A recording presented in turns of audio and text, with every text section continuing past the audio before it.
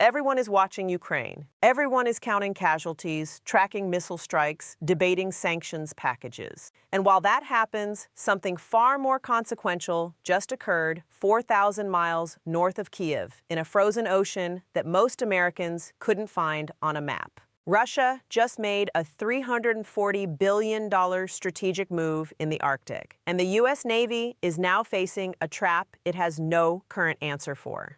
That number is not an estimate. That is not a projection. $340 billion is the documented value of Arctic infrastructure investment Russia has committed since 2022, accelerating after every Western sanction was imposed, every asset frozen, every diplomat expelled. While the world was applauding the economic punishment of Russia, Moscow was quietly building something that changes the geometry of global naval power for the next 50 years. Let that sink in. The United States currently operates 0 icebreakers capable of sustained Arctic combat operations. Russia operates 46. That disparity alone should end the conversation. But the disparity is actually far worse than that single number suggests. And by the time this analysis is complete, you will understand why the Pentagon's own classified assessment from January 2025, leaked to the Financial Times, described the Arctic situation as the most significant naval imbalance since the Pacific Theater of 1942. This is not a story about Russia winning a war. This is a story about Russia redefining where the next war will be fought. And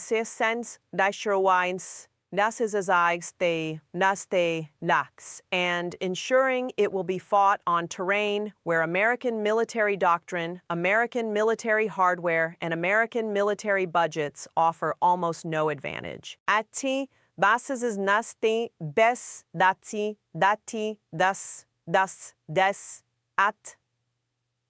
Chapter 1. The geography that rewrites everything. To understand what Russia has done in the Arctic, you first need to understand what the Arctic actually is, not as a frozen wasteland, but as a strategic chessboard. The Northern Sea Route, stretching 3,500 miles along Russia's Arctic coastline from the Kara Sea to the Bering Strait, represents the shortest shipping lane between Asia and Europe. Not approximately shorter, measurably, documentably shorter, 40% shorter than the Suez Canal route. A container ship traveling from Shanghai to Rotterdam via the Northern Sea Route covers 12,800 miles. Via Suez, that same journey covers 21,100 miles. The economic implication of that differential is staggering. At current fuel costs, the savings per voyage for a large container ship exceed $800,000. Multiply that across the projected traffic volume. The Northern Sea Route is expected to handle 150 million tons of cargo annually by 2030, according to Russia's own Ministry of Infrastructure Development. And you are looking at a corridor that generates more economic leverage than any single sanctions package the West has ever constructed. But here is what the financial press consistently misses when reporting on Arctic shipping. The Northern Sea Route is not just a trade lane. It is a military corridor. And Russia has spent the last 3 years converting it into the most heavily fortified maritime highway in human history. The installed military infrastructure along this route now includes 14 new Arctic military bases constructed since 2021, with a combined area exceeding 4 million square feet. It includes the S-400 and S-500 air defense systems positioned at intervals of no greater than 400 kilometers, creating overlapping coverage that eliminates any aerial approach without detection. It includes Bastion P coastal missile systems with a range of 350 kilometers that can strike any surface vessel in the Barents Sea, the Kara Sea, or the Laptov Sea without the launching platform ever becoming visible to the target. Think about what this means. Any U.S. Navy carrier strike group attempting to operate north of the Arctic Circle, which is the only way to threaten Russia's northern flank, would be operating inside a kill zone approximately 2,800 miles wide, with no effective countermeasure currently in the American arsenal. The $340 billion figure breaks down as follows, according to the Russian government's own budget documentation obtained by the Stockholm International Peace Research Institute: $180 billion in military infrastructure, $95 billion in energy extraction facilities, and $65 billion in dual-use port and logistics infrastructure capable of supporting both commercial and military operations simultaneously. That final category, datulins, datumilimians, daporser, nakorsesni, daporser, dual-use infrastructure. Daporshar, is perhaps the most strategically brilliant component of the entire program, because every ruble spent on a port at Sabeta or a logistics hub at Dixon serves both commercial and military purposes simultaneously, making the military investment effectively invisible in standard economic analysis. The West was looking for Russian military spending. Russia was hiding it inside commercial development. Atri, dachu, das, yach, dachu, dach. Chapter 2. The Icebreaker, Asymmetry, and What It Actually Costs. Here is a number that the U.S. Congress has been sitting with for 6 years without fully processing its implications. $1. $9 billion. That is the cost of a single polar security cutter, the vessel the United States Coast Guard has been attempting to procure since 2019. As of the first quarter of 2025, the United States has delivered zero. The program has experienced cost overruns of 42%, schedule delays of 31 months, and the first vessel is not expected to enter service until 2028 at the earliest, according to the Government Accountability Office report published in March 2025. Russia, during this same period, commissioned 7 new nuclear-powered icebreakers, each capable of breaking ice up to 4 meters thick.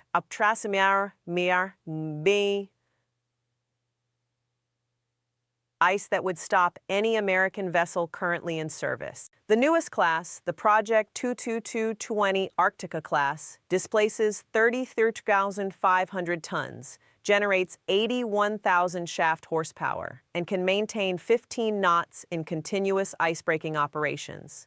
By comparison, the Polar Star, the most capable American heavy icebreaker currently operational, was commissioned in 1976.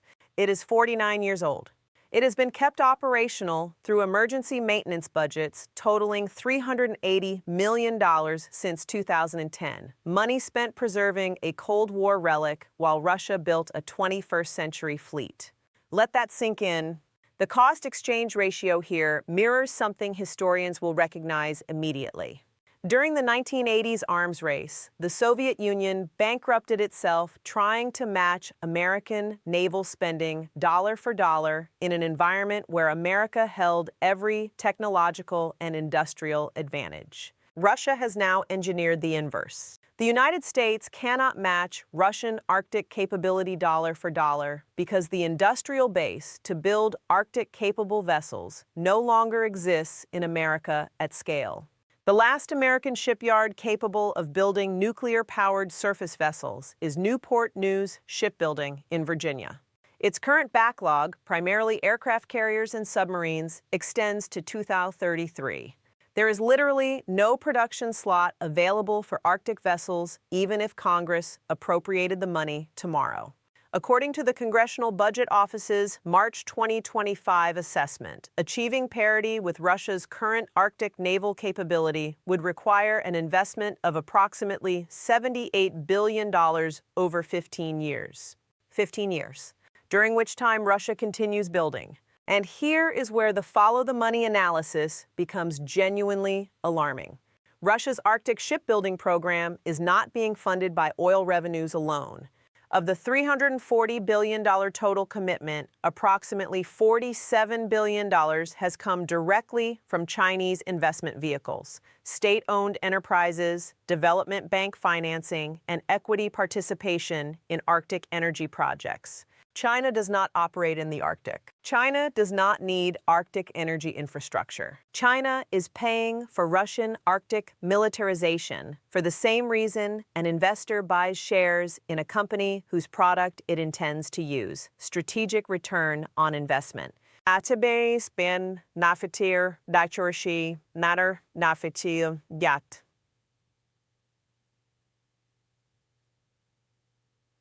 Chapter 3. The energy mechanism nobody is discussing. While the military dimension of Russia's Arctic move dominates what little coverage exists, the energy dimension is where the real structural power shift is occurring. And it is occurring at a speed that makes the military situation look almost slow.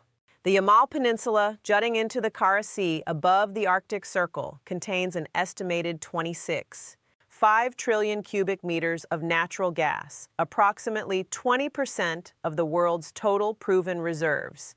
The Yamal LNG facility, operational since 2017, was producing 5 million metric tons of liquefied natural gas annually as of 2024, according to Novatek's published production data. The Arctic LNG 2 project, despite Western sanctions attempting to halt its completion, achieved first production in December 2023 and is projected to reach full capacity of 8 million metric tons annually by 2026. Here is the sanctions mechanism that failed and why it failed. The Western strategy assumed that by denying Russia access to Western LNG technology, specifically the ice-class LNG tankers required to operate in Arctic conditions, the Arctic LNG 2 project could be strangled before completion. The assumption was reasonable. The execution failed for one specific reason: China. China's COSCO Shipping Corporation, working with South Korean shipbuilders operating outside the sanctions framework, delivered 14 ice-class LNG carriers to the Arctic LNG 2 project between January 2023 and September 2024. Each vessel cost approximately $340 million. The total Chinese contribution to resolving Russia's logistics problem, $4, 76 billion. But that is not the number that matters most. The number that matters is $6.40. That is the price per million British thermal units at which Russia is selling Arctic LNG to Chinese buyers.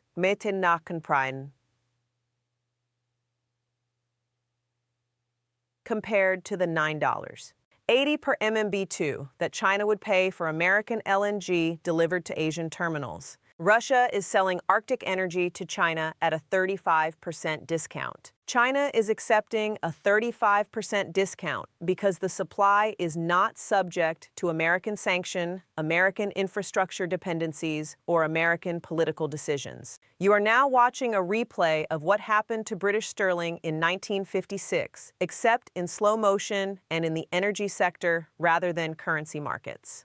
Britain's ability to enforce the pound's reserve status depended on controlling critical infrastructure choke points. When it lost control of the Suez Canal, it did not immediately lose sterling's status. But the mechanism that sustained that status, infrastructure leverage, was broken.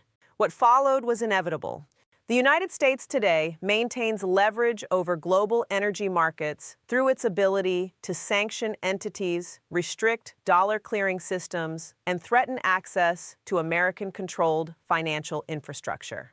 Every energy trade that Russia and China conduct in their bilateral currency framework, every Arctic LNG cargo that moves without touching a dollar-denominated transaction, is a data point confirming the mechanism is breaking. Chapter 4. What the U.S. Navy actually faces. Here is what I want you to understand about modern naval warfare, because the popular conception of it, aircraft carriers, fighter jets, naval aviation, describes a form of power projection that is becoming strategically irrelevant in contested Arctic waters. A Gerald R. Ford-class aircraft carrier costs $13. $3 billion to construct and approximately $2. $5 billion per year to operate, including its full carrier strike group. Its air wing can project power to a radius of approximately 1,000 miles from the carrier's position. That sounds impressive until you map it against Arctic geography and Russian capability. For an American carrier strike group to threaten Russian Arctic infrastructure, it must operate in the Barents Sea. The Barents Sea is entirely within range of Russian Bastion P coastal missile systems. The Bastion P carries the P-800 Onyx missile, which travels at Mach 2. 5 carries a 300-kilogram warhead and requires no satellite guidance. It uses its own active radar seeker in the terminal phase. The weapon costs approximately $2 million per unit. A volley of 32 missiles, a standard saturation attack, costs $38. $4 million. The probability of such a volley defeating an American carrier's current close-in defense systems is assessed by the Naval War College's published research at between 73 and 89%. Think about what this cost-exchange ratio means. Russia can threaten a $13 billion American asset with a $38. 4 million weapons investment. That is a cost-exchange ratio of 346 to 1 in Russia's favor. The United States has no current answer to this equation. The answer that the Navy is developing, specifically the Conventional Prompt Strike Hypersonic Missile System and the CHAMP electromagnetic pulse weapon, will not reach operational capability until 2027 and 2029, respectively. In the interim, the Arctic is militarily accessible to Russia and effectively inaccessible to meaningful American naval power projection. Here is where it directly affects you. American military credibility in NATO's northern flank, Norway, Finland, Sweden, the Baltic states, rests on the assumption that the United States can reinforce these nations by sea if Russian aggression requires it. The Arctic militarization removes that assumption. Not eliminates it entirely, but removes the confidence that was the foundation of NATO's Eastern expansion logic. When allies doubt American reinforcement capability, they make alternative arrangements. Sweden, which joined NATO in March 2024, has simultaneously increased defense cooperation with Finland on bilateral terms that do not depend on American carrier presence. Norway has reopened discussions with Russia about maritime boundary arrangements that were considered closed.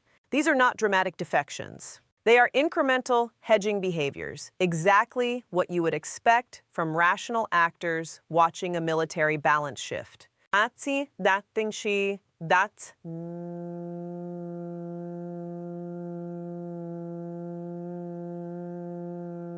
Chapter 5. The historical parallel that predicts the outcome. I have studied military history extensively enough to recognize when a current situation has a precise historical precedent. The Arctic dynamic of 2025 mirrors the Pacific submarine situation of 1941, not in the weapons, not in the nations involved, but in the structural logic. In December 1941, Japan controlled a geographic perimeter, the island chain from the Kurils to Wake to the Marshalls, that made American surface fleet operations in the Western Pacific prohibitively costly. American military planners understood that the existing surface fleet doctrine was tactically bankrupt in the face of this geographic reality. The response was not to deny the problem. The response was to develop an alternative doctrine, unrestricted submarine warfare, that bypassed the geographic constraint entirely. The question the Pentagon must answer today is identical in structure. What is the American equivalent of unrestricted submarine warfare for the Arctic problem? What is the approach that bypasses the icebreaker gap, the coastal missile coverage, the infrastructure asymmetry? The classified answer, and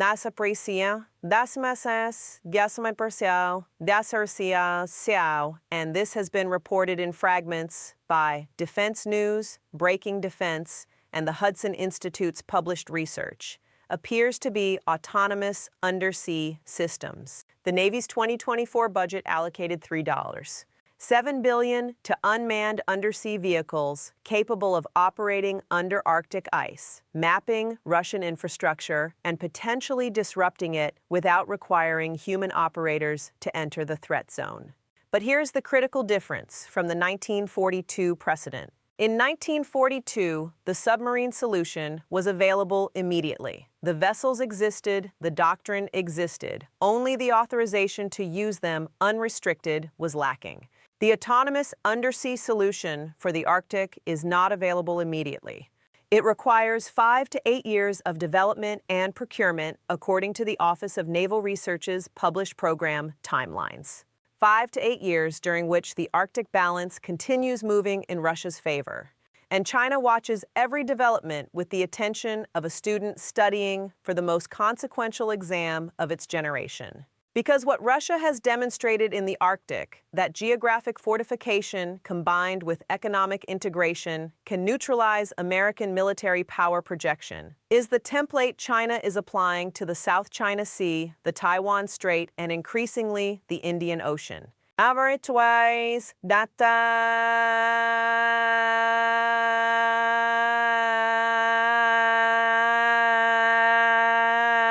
Chapter 6. Follow the money to the actual winner.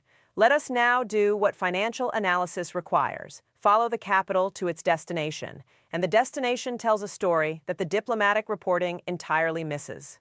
Between January 2022 and December 2024, Chinese direct investment in Russian Arctic projects totaled $61. $3 billion, according to data compiled by the Rhodium Group. This investment purchased equity stakes in LNG production, pipeline infrastructure, port facilities, and logistics networks.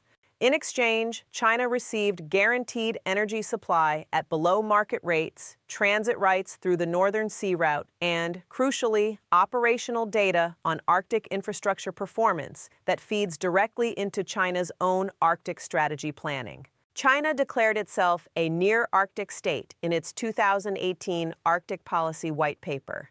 There is no geographic definition under which China qualifies as near-Arctic.